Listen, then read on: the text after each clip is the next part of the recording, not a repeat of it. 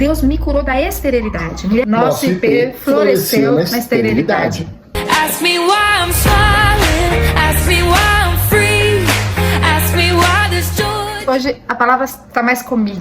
Verdade. Eu participei, mas tá com Participou.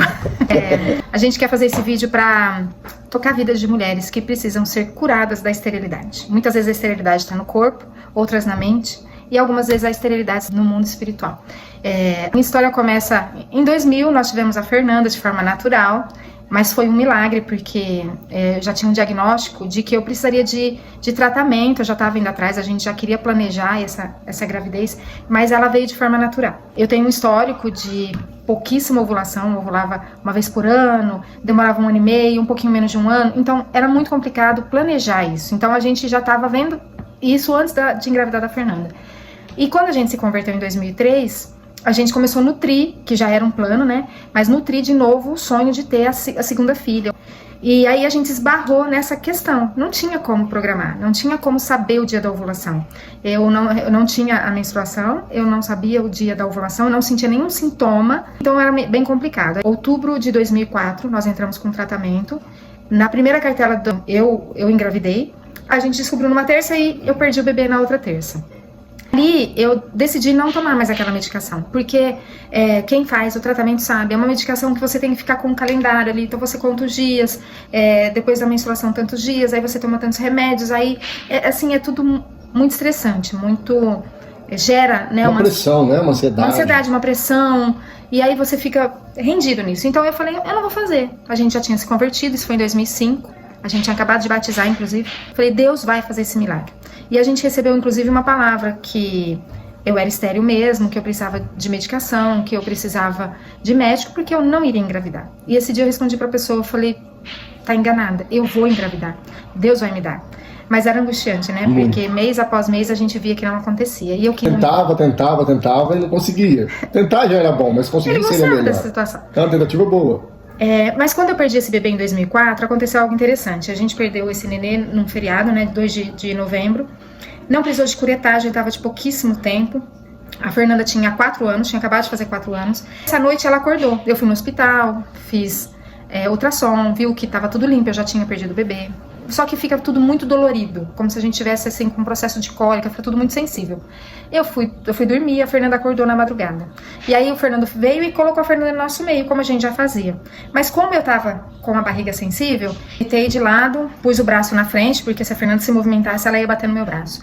E eu até conto essa história no livro Fator Esther, e fica difícil de demonstrar, mas foi isso que aconteceu. Eu virei de lado, apoiei meu braço assim, e fiquei esperando ela pegar no sono de novo. Aí acontece um negócio interessante, mas pra mim eu tava em alerta, eu estava acordada. Eu tive, o que eu não sei até hoje se foi um sonho, uma visão, uma visitação. A hora que eu acordei, que aí eu vi que eu não estava em alerta, né? Eu estava num lugar conhecido, era um ambiente todo aberto, estava do lado de fora em algum lugar. Tinha uma pessoa que eu conhecia do meu lado, mas imediatamente, a hora que eu acordei, eu sabia onde eu estava, eu tinha a visão e eu sabia quem era, mas segundos depois eu perdi tudo. A pessoa fala pra mim, e aí, você quer ser curada? E a Fernanda grita, sim! Foi muito poderoso, porque eu vi a Fernanda gritando. Ele viu, não foi só eu. O que você tá gritando, né? E pra mim, eu tava acordada. Nesse momento, eu continuei achando que eu tava acordada. Eu só pensei, nossa, como ela tá agitada hoje, né? Poderoso, porque eu não sabia do sonho, né? Da visão, né? Até então. Eu só olhei a Fernanda gritando, sim, eu falei, uai, já tá sonhando e tal, né? O que tá acontecendo e passou. Eu não me toquei, assim, imediatamente eu tive essa visão, como eu falei, segundos depois eu perdi, então eu não percebi que eu tava dormindo. De manhã, eu lembrei do processo, então de manhã eu lembrei que eu tive esse sonho, que aí eu já não sabia quem era, eu não lembro a imagem, mas eu sei que era um lugar aberto. Mas tem algo aí, né? Fazia 3 dias que eu tava lendo a Bíblia pela primeira vez, a gente tinha se convertido há pouco tempo. E eu tava no livro de João. Então eu faço a minha leitura 4 capítulos por dia. E aí eu começava a ler João 5, que é o tanque de Betesda. Lia o tanque de Betesda, que é um trecho pequeno de João 5, e eu falava, ai meu Deus, não tô aqui, eu já passei de João 5, eu tô no próximo. Ia pro próximo. 3 dias seguidos eu voltava em João 5. Então, a hora que eu acordei, eu lembrei de João 5, né? Que eu recapitulei tudo, eu falei, nossa, foi um sonho assim, Deus falou comigo, né? Que bom, então Deus vai me curar dessa sensação ruim que eu tô sentindo, dessa dor, desse mal-estar, né? E a gente fica com uma dor mesmo no coração, né? Graças a Deus não era a primeira filha, porque acho que é mais traumático até, né? Porque aí vem todo aquele medo de não poder gerar. Eu já sabia que eu poderia ter filhos, né? Enfim. E passou. Isso foi em 2004, novembro. Em 2005, espontaneamente, eu não tomei medicação nenhuma e nem anticoncepcional. Em 2005, eu ovulei 3 meses. Então, quer dizer, a cada 4 meses, eu estava ovulando, que era muito raro. E meu diagnóstico era de ovário policístico. E fora o ovário policístico, não tinha mais nenhuma outra implicação, mas eu poderia menstruar mesmo assim. As médicas falavam, não justifica, mas enfim, eu tinha ovário policístico. E em 2005, então, eu ovulei essas 3 vezes. Virou 2005, eu ovulei em fevereiro, março e abril, espontaneamente. Comecei a sentir tudo que uma mulher normal sentia, era uma crise que eu tinha. Eu queria ser uma mulher normal, eu queria ter cólica, eu queria sentir o sinal da ovulação, eu queria saber, queria tudo. E aí eu comecei a ter, né? E aí foi fevereiro, março, abril, em maio, no Dia das Mães, nós recebemos uma oração, né? No Dia das Mães foi feito um apelo para as mulheres que queriam engravidar. Eu não escutei, uma igrejinha desse tamanho, nossa igreja era muito pequena, a gente devia estar em umas 25, 30 pessoas, né? O nosso pastor falou, quem quiser engravidar vem aqui à frente. Um casal levantou e ele falou, Vanessa, Fernando, vem também, pode vir. Mas a gente não tinha ouvido. A gente foi receber a oração e em julho a gente viajou, a gente foi para um congresso em São Paulo, um congresso de avivamento. E lá é avivamento, e lá eu engravidei lá em São Paulo. Avivamos, né? Engravidei da Carol em junho de 2006. E a Carol nasceu em 2007. E quando a Carol nasce, passado aquele tempo que a gente fica assim, amamentando e tal, eu comecei a ovular mês a mês. Então, eu sentia os sintomas da ovulação, daí 15 dias eu ovulava, tudo um reloginho. E aí, ao longo de anos, eu comecei a ver o cumprimento dessa visão, desse sonho, né, que Deus me deu. Realmente, Ele me curou. E, na verdade, o sonho teve uma pergunta. No tanto de Betesda, você quer ser curado? E a Fernanda respondeu sim, voltando lá no início dessa conversa. Foi isso, né? o cenário era esse. Betesda. Porque ela falou sim, que queria ser curada, né? A Fernanda também precisava ser curada de processo, nós tínhamos passado, foi a primeira gestação. Outra flor de pé. Essa daí nós vamos contar na próxima. Um milagre extraordinário também, né? Então, assim, nós experimentamos de um grande avivamento na nossa vida, né? E depois disso, depois da Carol, né? Aí depois disso, realmente eu fiquei um reloginho, assim, pra mim era fantástico, porque eu falei, gente, que maravilhoso, né? Deus fez e assim, às vezes Deus está fazendo algo na sua vida e Ele coloca algo no seu coração e você pensa assim, como Abraão, né? Abraão teve a promessa de Isaac. Ele falava, Deus quer me dar um filho. Não, Deus queria dar um filho para Abraão. Era a visão de Abraão. Mas esse filho significava uma nação inteira.